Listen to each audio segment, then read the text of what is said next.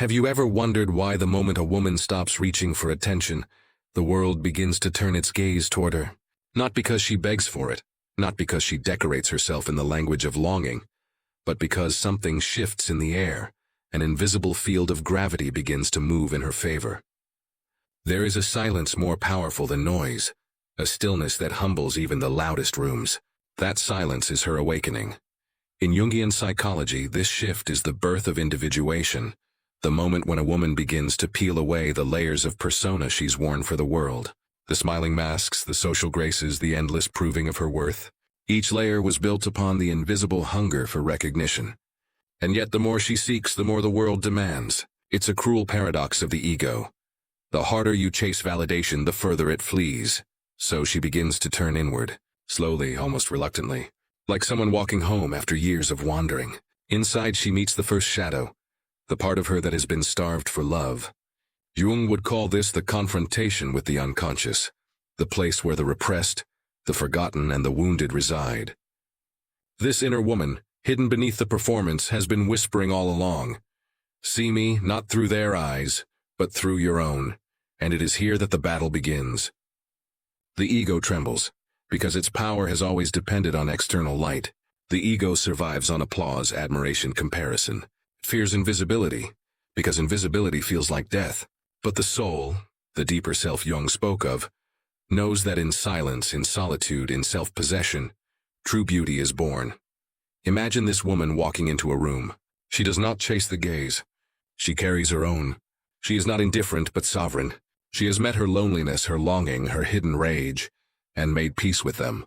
There is a magnetism in that peace, the kind that cannot be bought or faked, because attention, when it comes to her now, is no longer a drug. It is a reflection. To the collective unconscious, the vast ocean of shared symbols that Jung described, she now embodies the archetype of the self, the complete being. She is no longer the maiden desperate to be chosen. She is the queen who chooses herself. Every gesture she makes hums with quiet assurance. And paradoxically, the less she needs to be seen, the more visible she becomes. But this transformation is not gentle. It is a death in many ways. The death of the pleasing persona, the people pleaser, the girl who smiled through rejection. Each identity she drops leaves a trace of grief, because she once believed those masks were her face. The world around her might resist too. Friends, lovers, family, all conditioned to the version of her that served their comfort. And so her individuation becomes an act of rebellion. You may feel this in your own life, the dissonance between who you truly are and who you are expected to be. How many moments have you swallowed your truth to keep the peace? How often have you performed care while aching for reciprocity? This is the psychic tension Jung described, the split between the true self and the persona.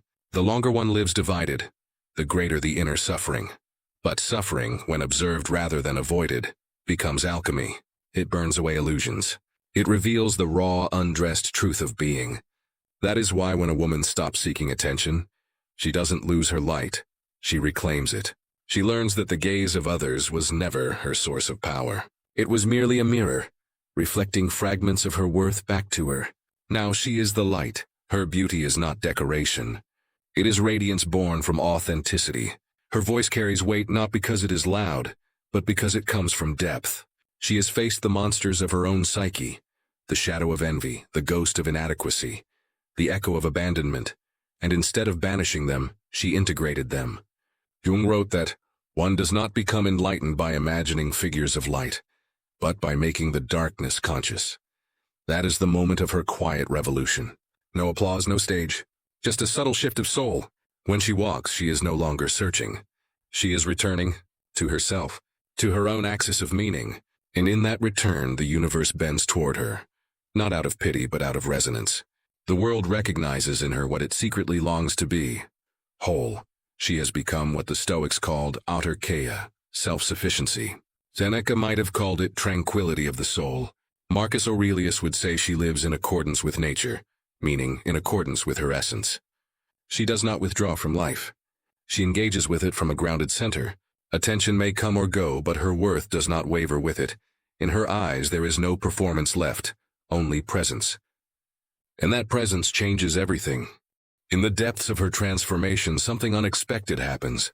Silence begins to speak. It speaks in symbols, in dreams, in small moments that seem to hum with invisible meaning. Jung believed that dreams are the language of the unconscious, the soul's way of communicating truths that the mind refuses to face. And now, as the woman rests from the exhaustion of constant seeking, the symbols begin to rise. One night she dreams she is standing before a mirror. But when she looks into it, her reflection is not her own. It is a younger version of herself, wide-eyed, uncertain, reaching outward. The girl in the glass asks softly, "Do you see me yet?"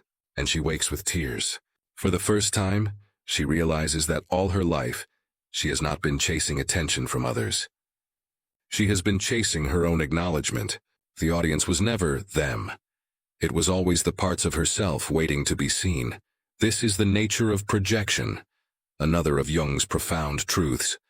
The world we see is a canvas upon which the unconscious paints its desires, fears, and wounds. Every compliment that once fed her ego, every rejection that once shattered her heart, each was a mirror. She projected her unloved self outward, seeking it in the eyes of others. To stop seeking attention is to pull back that projection, to reclaim what was hers all along, the power to define her worth. But the ego resists this withdrawal. It panics, for its survival depends on the outside world. It whispers, "If you stop shining for them, you will disappear." Yet the woman is beginning to see through the illusion. She realizes she was never truly seen, only observed. There's a difference, a profound one. To be observed is to be measured, compared, consumed. To be seen is to be understood. When she ceases performing, many drift away. Some cannot handle her silence. It mirrors their own unrest. Others, accustomed to her accommodating nature, recoil when she begins to assert her boundaries. There's loneliness in this stage, a dark night of the soul.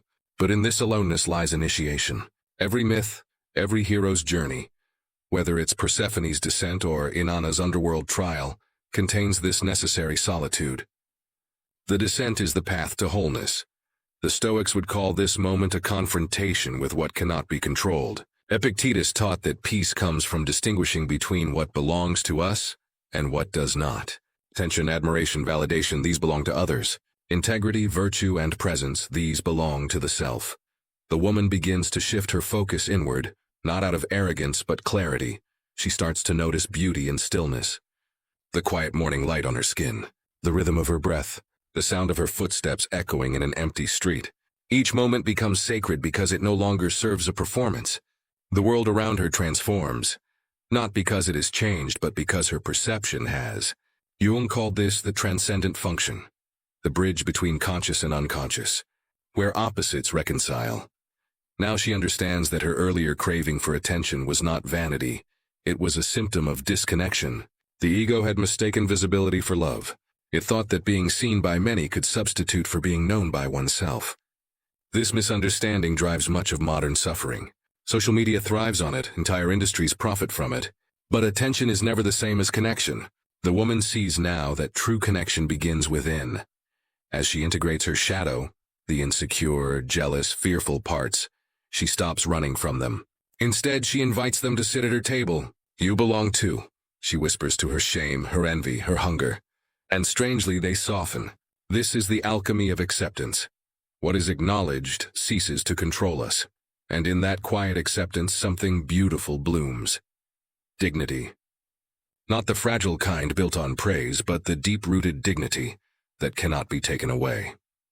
Dignity that stands even when unseen. It is the dignity of the self, the inner temple where the eternal archetypes live. When a woman carries such dignity, people sense it before they see it. Men especially feel its gravity. To the immature masculine, it may feel intimidating. To the conscious masculine, it feels like home. For she no longer embodies the projection of a savior or a muse. She embodies the mirror of truth. In Jungian terms, she has integrated her anima and animus. Her inner masculine gives her strength. Her inner feminine gives her compassion. Together they form balance. This is why, without seeking attention, she attracts it. Not because she needs it, but because wholeness itself is magnetic. The world is drawn to coherence. In her, others see what they long for but cannot name. It is not beauty that captivates them. It is authenticity, the energy of someone who no longer seeks permission to exist. But this magnetism brings a new challenge. The attention she once craved now tests her integrity. The ego, though quieter, still lurks in the shadows, whispering, "Take it. Use it, prove them wrong." She must decide again and again to stay rooted in presence rather than performance. This is the essence of individuation. It never ends. It deepens. In that depth she begins to taste a freedom so rare it almost frightens her. Freedom from the tyranny of perception. Freedom from the dance of approval and rejection. The kind of freedom that Stoics called ataraxia, inner peace untouched by the noise of the world. And slowly she begins to realize, this was never about attention. It was always about awakening. There comes a moment when the silence within her ceases to feel empty. It begins to hum, softly at first like a low note from the heart's instrument, then steadily like a song returning from exile. This is what Jung meant when he said that the privilege of a lifetime is to become who you truly are. For years she had mistaken visibility for existence, thinking that to be unseen was to be irrelevant.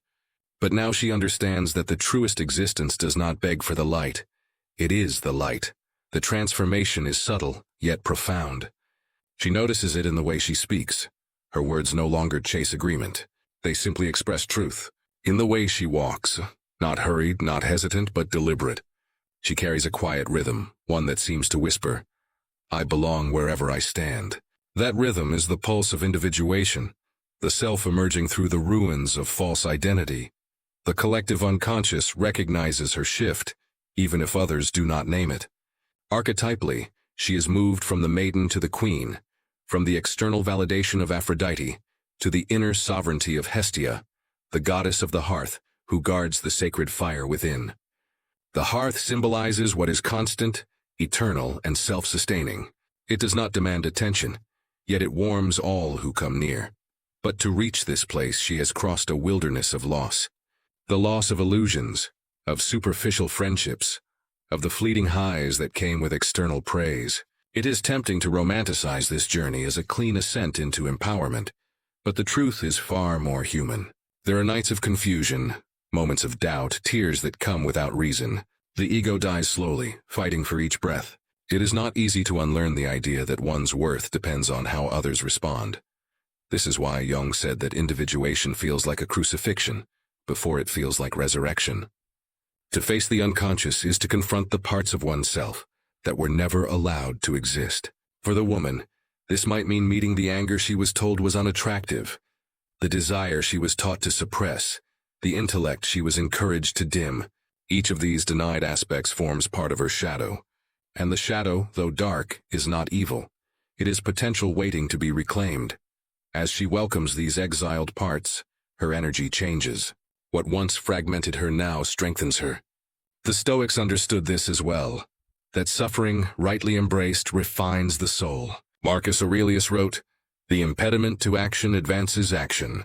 What stands in the way becomes the way." Her pain, once a wall, becomes a doorway. Every wound she integrates becomes a source of compassion. Now she can see how attention once served as a shield, a distraction from the harder work of inner seeing. To be admired was to avoid self-confrontation, but to be authentic is to stand naked before one's truth, unguarded. This nakedness is not vulnerability in the modern sense of oversharing. It is the quiet power of transparency. Nothing left to prove, nothing to hide. People sense it before they understand it. They may describe her as different, calm, or magnetic, but what they're really feeling is coherence. In a fragmented world, coherence is revolutionary. She has become an image of what Jung called the self, the totality of the psyche, where conscious and unconscious unite. This union radiates outward, subtly influencing those around her.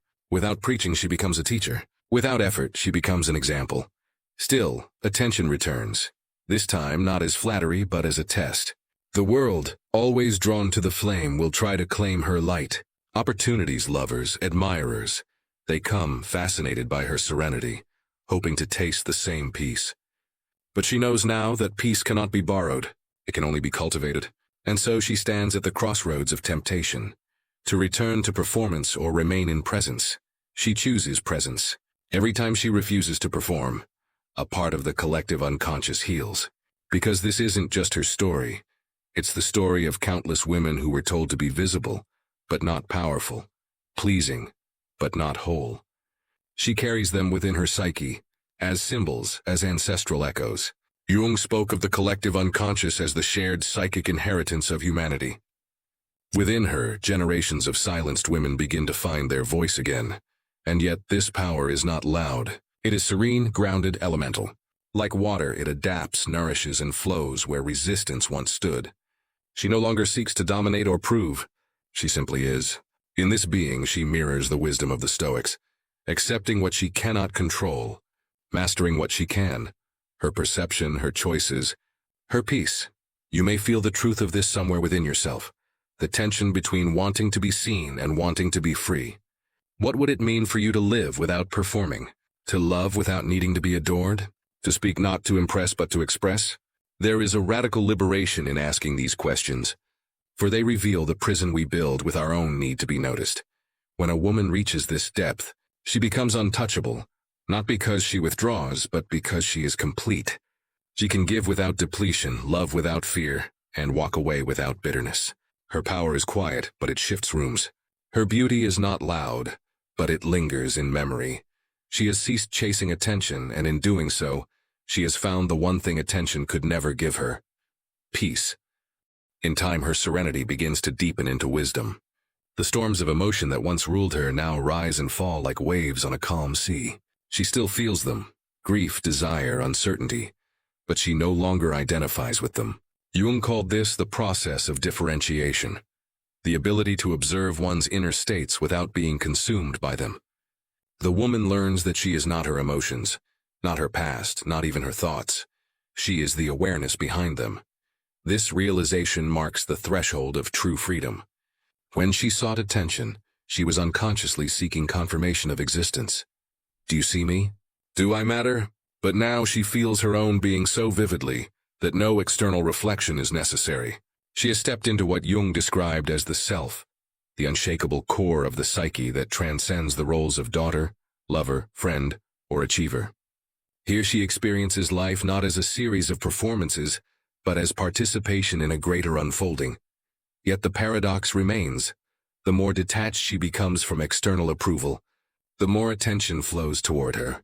It's not the desperate searching kind. It's reverent, almost quiet. People sense something luminous, something whole. They don't understand it, but they are drawn to it as moths to a flame. And she, having once lived for that flame, now stands as the fire itself, radiant, steady, self-contained. In relationships, this change is profound. Once she may have loved to be chosen, to be adored, to be seen as special. Now she loves differently. She loves without attachment, without bargaining for validation. Her affection is no longer a transaction but an offering. The Stoics would call this amor fati, the love of one's fate. She no longer resists the tides of life. She flows with them, understanding that loss and love, pain and joy are all part of the same current. The men who encounter her sense this. To the man still bound by his own projections, the unintegrated animus, she is an enigma. He cannot possess what he cannot define. To the conscious man, she is recognition itself, the mirror in which his higher nature awakens. She does not demand his attention. She commands his respect simply by existing in truth. This is the natural polarity of the integrated feminine and masculine. Their meeting point is not dependency, but mutual elevation. Still, her journey is not without challenge. The ego, though subdued, is never entirely silent. It waits for moments of fatigue or vulnerability to whisper, "Remember how it felt when they adored you?" But she has learned to see through its disguises. She knows now that every craving for attention is a signal, a flare from a wounded part of the psyche that wants tenderness, not applause. And so she listens to it, not with judgment but with compassion. This is self-mastery, to meet one's own need before demanding it from the world. It's the ultimate Stoic discipline, and the deepest act of self-love. For the first time, she becomes her own source of comfort, her own witness, her own companion. Jung would say she has integrated the inner masculine, the part of her that provides structure, direction, and protection. No longer does she wait for someone else to hold her steady. She has become her own anchor, but anchoring does not mean hardening. Paradoxically, her independence makes her softer. Free from the performance of perfection, she can finally be human. She laughs more easily, cries without shame, and forgives without self-betrayal. Authenticity has given her permission to feel fully. In this fullness, she discovers grace, the kind that Stoic philosophers admired in those who lived in accordance with nature, with both the serenity and the wildness of it. She begins to notice the subtle miracles of ordinary life. Sunlight filtered through curtains, the scent of rain on earth, the rhythm of her own breath. Each moment is imbued with quiet awe. This is the reward for those who turn inward, not grandiosity but intimacy with existence. Jung called it the numinous, the experience of the divine in everyday life. What was once a desperate search for validation has transformed into a deep communion with the sacredness of being. And from this space of inner stillness, something unexpected happens. Her mere presence begins to awaken others, not through persuasion but through resonance. People who once chased attention begin to question their own hunger. Those caught in endless comparison feel strangely calmed in her company. She has become, in Jungian terms, a living symbol, a manifestation of the self that stirs the collective unconscious toward balance. Yet she never claims this role. Humility, not pride, marks her transformation. She knows that enlightenment is not an achievement but a remembering. That peace is not a possession but a posture. And so she continues her quiet, ordinary life, working, walking, loving, but from a consciousness that feels eternal.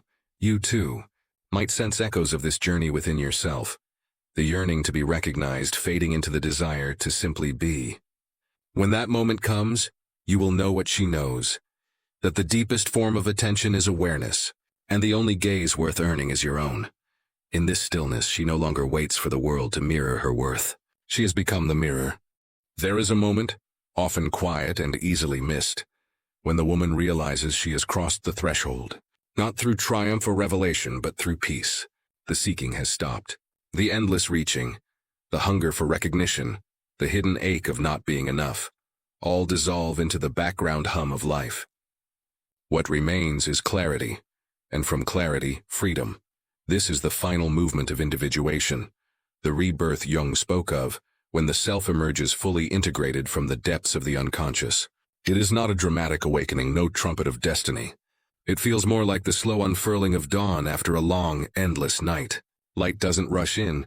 It grows gently until she realizes she is standing in it. Her reflection no longer startles her. She looks in the mirror and sees not the woman she was, nor the one she tried to become, but simply herself, the one who had been there all along, waiting beneath layers of masks, waiting beneath the need to be seen, waiting beneath the noise of the world. Jung would say she has united her shadow, her persona, and her essence into a single harmony. The battle between the inner voices is quiet now, not because they've disappeared, but because they've learned to coexist. When she moves through the world, there's an ease that follows her. She no longer strategizes how to be perceived. Every gesture, every silence, every glance emerges naturally. She speaks less but says more. She no longer measures her worth in reactions, for she knows reactions are fleeting, reflections of others' inner worlds, not of her value. This is what the Stoics called apatheia, not apathy but mastery over the passions, a calm mind rooted in truth. Seneca once wrote, "He who is brave is free." And bravery for her was not conquering others. It was facing herself. It was standing still when the ego screamed for attention. It was saying no to validation and yes to solitude. It was learning that solitude is not emptiness. It is wholeness in disguise. Now the attention that once enslaved her has lost its power. Praise and criticism arrive like weather, felt but not feared. They pass through her like wind through trees. There's no clinging, no resisting. She has learned the art of equanimity. In this way, she is untouchable, not because she avoids pain, but because she embraces it without identification. She has become the observer of her own life, not its victim. Her relationships transform too. She attracts not admirers but equals. People who are drawn not to her image but to her presence. Those who once demanded her energy now respect her boundaries.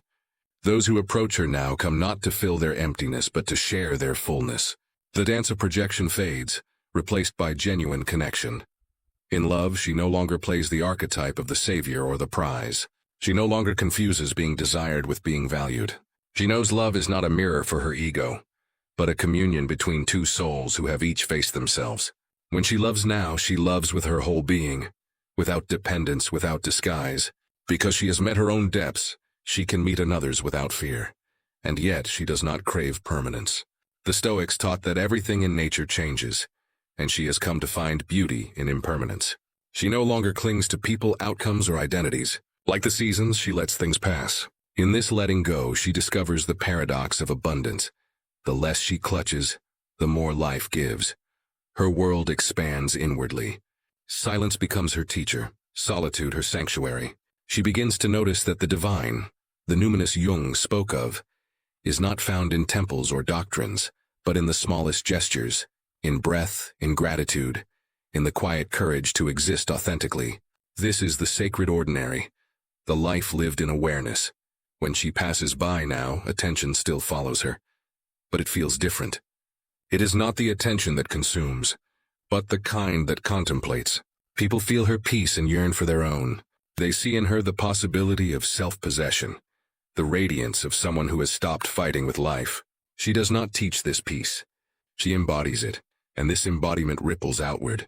Every woman who witnesses her feels something awaken, a remembrance of her own power. Every man who encounters her feels the call to integrity.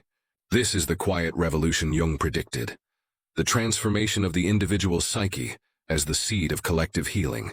When one person becomes whole, the world becomes a little less fragmented. Her story, then, is not just hers. It is an archetype, the eternal tale of the feminine reclaiming her essence. From the maiden who sought to be seen, to the mother who learns to nurture herself, to the queen who rules not through dominance, but through self-awareness. It is the journey of countless women across time, rediscovering their sovereignty beyond the gaze of others. And so, when a woman stops seeking attention, everything truly changes, not because she becomes invisible, but because she becomes real. In her reality, there is no need to prove, no need to please. She is no longer performing. She is participating in life itself. Freedom at last has a face, and it is hers.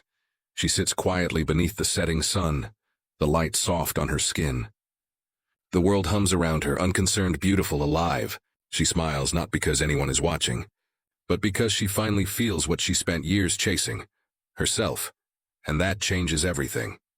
Thank you for spending this time with us. Your journey gives life to this channel. Stay with us, and together we'll keep exploring, growing, and discovering the truths that shape the soul. Until the next video, take care and see you soon.